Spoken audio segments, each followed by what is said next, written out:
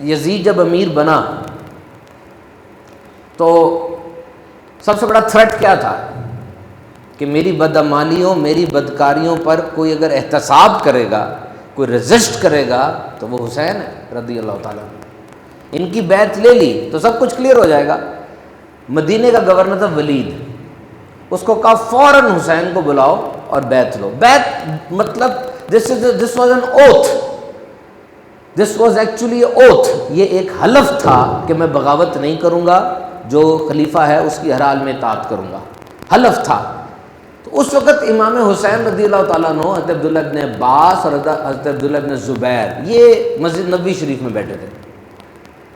اب امام حسین وہ مسجد نبوی میں 5 نمازوں کی امامت کرایا کرتے تھے، اور اس وقت ولید کا نمائندہ آ کر کہتا ہے کہ جی رات کے اس پہر میں آپ کو ولید بلا رہا ہے۔ اب حضرت عبداللہ ابن زبیر وہاں بیٹھے ہیں، یہ کوئی عام ہستی تھوڑی ہیں، یہ حضرت زبیر بن عوام عشرہ مبشرہ کے بیٹے ہیں، حضور کی پھپھی کے پوتے ہیں اور صدیق اکبر کے نواسے ہیں۔ حضرت عبداللہ ابن عباس اس امت کے پہلے مفسر ہیں۔ انہوں نے کہا اتنی رات کو خلیفہ بلا رہا ہے، اتنی رات کو گورنر بلا رہا ہے، کیا وجہ ہو سکتی ہے؟ امام حسین زیرک اور ایک ان کا ویژن تھا۔ اب دیکھیں عربوں میں یہ عادت رہی ہے کہ جب بھی خلیفہ چلا جاتا ہے تو اس کی جانے کی خبر کو ڈسکلوز نہیں کرتے، جب نیا جانشین اپنے قدم جما لیتا ہے نا تب ڈسکلوز کرتے ہیں۔ تو امام حسین نے فوراً فرمایا کہ میرے معاویہ کا انتقال ہو گیا، ان کا وصال ہو گیا ہے، اور یہ ہمیں یزید کی بیعت کے لیے بلا رہا ہے۔ کہ تو مسئلہ بن سکتا ہے، تب کیا ہوگا؟ عبداللہ بن زبیر نے کہا کہ آپ کے ساتھ 16 چاق و چوبند دستہ بھیج رہے ہیں، اندر جائیے گا، کوئی مسئلہ ہو تو آپ پکاریے گا، آن ون کوشن یہ اٹیک کر دیں گے۔ حضرت امام حسین وہاں پر جاتے ہیں، ولید انہیں یہی کہتا ہے کہ آپ یزید کی بیعت کر لیں۔ تو آپ نے آگے سے فرمایا کہ دیکھو اس طرح بیعت نہیں ہوگی، بیعت اسی طرح ہوگی جس طرح خلفۂ راشدین کے دور میں ہوئی ہے۔ جمعے کی نماز ہوگی، اس کا خلیفہ ہونا پیش کرو، لوگ بیعت کر لیں گے تو میں بھی کر لوں گا۔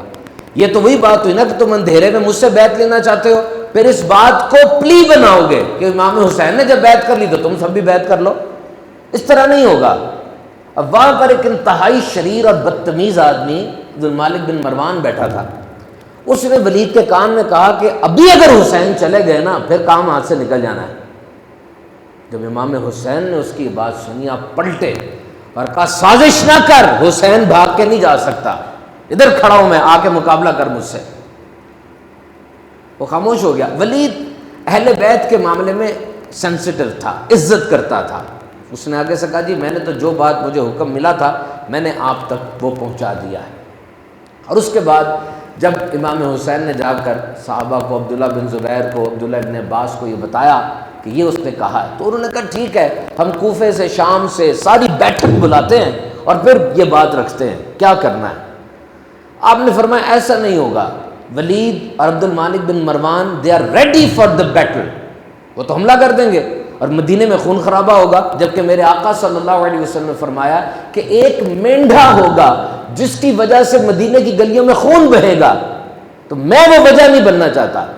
اور پھر امام حسین رضی اللہ تعالیٰ عنہ نے مدینے کو چھوڑ دیا، مدینے کو چھوڑ دیا، اور فاطمہ بنت محمد صلی اللہ تعالیٰ علیہ وسلم کے حجرے میں 2 ہی دفعہ تالے لگے تھے، ایک دفعہ جب مولا کائنات کوفے گئے تھے، اور آج جب حسین اپنے پورے خاندان کے ساتھ ہجرت کر رہے ہیں۔ آپ نے پورا خاندان لیا اور سیدھے مکہ شریف پہنچے۔ مکہ شریف پہنچے تو کوفے سے خط آ رہے ہیں، آپ کوفے سے جناب خط آ رہے ہیں، آ جائیں آ جائیں، آپ نے ہمیں یزید کے سپرد کر دیا، یزید خلیفہ بن بیٹھا ہے، آئیں ہم آپ کی بیعت کرتے ہیں اور سارا سسٹم ہوگا۔ اب یہ مورخین کے مطابق 3 بوریوں بھرے خط تھے، اتنے خط آئے کہ آپ آ جائیں یہاں پر، کیونکہ کوفہ حضرت علی کا دارالخلافہ تھا، ان کی طرف سے لائلٹی کا یہ اظہار تھا۔ لوگوں نے بہت کہا کہ دے آر ناٹ کریڈیبل، یہ بھروسے والے نہیں ہیں، نہ سفر کریں، لیکن امام حسین رضی اللہ تعالیٰ نے فرمایا کہ اب جانا ہی ہے۔ پھر آپ نے حضرت مسلم بن عقیل رضی اللہ تعالیٰ عنہ کو بھیجا، یہ بھی حضرت علی کی اولاد میں سے ہیں اور انتہائی زیرک، فہم رکھنے والے، موقع شناس اور بہت ہی عقل مند آدمی ہیں۔ حضرت مسلم بن عقیل جب کوفے پہنچے، پہلے دن 17,000 لوگوں نے آپ سے بیعت کر لی، اور کوفے میں اس وقت نعمان بن بشیر گورنر تھا، جو کہ بڑا خدا ترس اور اہل بیت سے محبت کرنے والا تھا۔ فرسٹ ڈے 17,000 لوگوں نے بیعت کر لی کہ جی ہم حضرت مسلم بن عقیل کے ساتھ ہیں، اور اس کے بعد 2-4 دنوں میں یہ 40,000 لوگ ہو گئے۔ اب وہ جو ارد گرد کے ہوتے ہیں لوگ، انہوں نے یزید تک خبر پہنچائی کہ یہاں تو معاملہ ہی خراب ہو گیا، نعمان بن بشیر وہ ریلیکس کر گیا ہے اور مسلم بن عقیل کی بیعت ہو گئی ہے، تمہارے ہاتھ سے گیم نکل گئی ہے۔ اب یزید کی چال یہ تھی، اس نے عبید اللہ بن زیاد، یہ پہلے گورنر نہیں تھا کوفے کا، یہ کسی اور جگہ کا گورنر تھا، یزید نے اس کو کہا فوراً آؤ، تمہیں 2 صوبوں کی گورنری دے رہے ہیں، آ کے کوفے پہ قبضہ کر لو اور حالات سیٹل کرو۔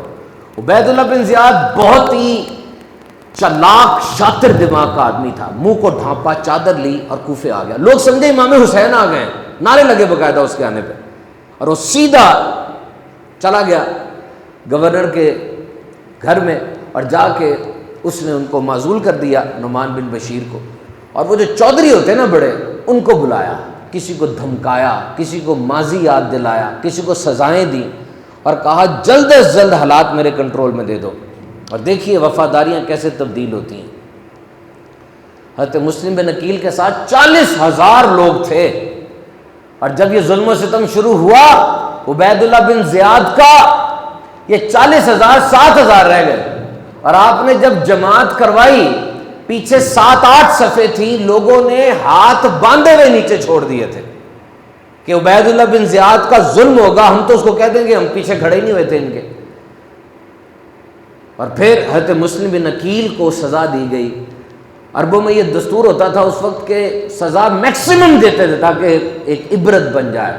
بڑے مینار کے اوپر سے مسلم بن عقیل کو نیچے گرا دیا گیا، آپ شہید ہو گئے، اور ان کی لاش کو، میت کو لٹکا دیا گیا۔ مائیں اپنے بچوں سے کہتی تھی ہم نے امام حسین کا ساتھ نہیں دینا، ڈر پھیل گیا، پینک پھیل گیا۔ لیکن مسلم بن عقیل شہادت سے 1 رات پہلے خط لکھ چکے تھے کہ جی ادھر حالات بالکل سازگار ہیں، آپ آ جائیں۔ وفاداریاں بدل چکی تھیں، دل ساتھ ہیں، تلواریں ساتھ نہیں تھیں، ایک پہلو تھا، ایک پہلو نہیں تھا۔ امام حسین رستے میں تھے، ایک شاعر ملا تھا، اس نے کہا تھا حضور میں مسلم بن عقیل کی لٹکی ہوئی لاش دیکھ کر آیا ہوں، نہ جائیں کوفے۔ آپ نے فرمایا میرا بھائی لٹکا ہوا تھا، جھکا ہوا تو نہیں تھا نا؟ کہا نہیں، جھکا نہیں تھا۔ کہا بس حسین بھی جھکے گا نہیں۔ اور پھر اس جگہ پر حر بن یزید وہ آتے ہیں، چھوٹا لشکر تھا، 3 جگہوں پہ حضرت امام حسین کو روکا، اور تیسری جگہ جب روکا آپ نے پوچھا بتاؤ یہ جگہ کون سی ہے؟ کہا یہ کربلا ہے۔ آپ نے کہا بس یہیں ڈیرے ڈال دو، یہیں ڈیرے ڈلیں گے اور یہیں ہوگا جو ہوگا۔ بی بی زینب رضی اللہ تعالیٰ عنہ نے عرض کی امام حسین سے کہ بتائیے آپ کو اتنی جگہ پہ روکا گیا، آپ نہیں رکے، کیا وجہ ہے؟